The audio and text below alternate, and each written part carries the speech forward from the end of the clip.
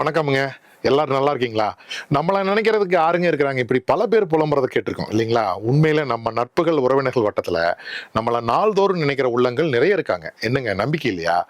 நான் சான்று தர்றேங்க. உங்க WhatsApp செயலிய திறந்து பாருங்க. எத்தன பேர் காலை வணக்கம், குட் மார்னிங்ன்னு அனுப்பியிருக்காங்கன்னு. அட இருங்க திட்டாதீங்க.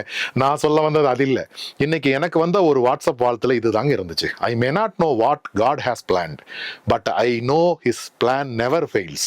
இதுல இறை நம்பிக்கை, இறை மறுப்பு ரெண்டையுமே நான் பேச வரல.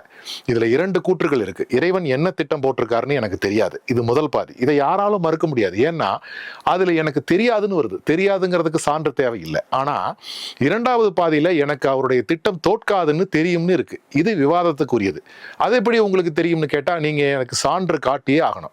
இறைவன் ஏதேனும் குறுஞ்செய்தி அனுப்புனாரா, நேர்ல வந்து சொன்னாரா, மின்னஞ்சல் அனுப்புனாரா என்றெல்லாம் கேள்விகள் வரும்.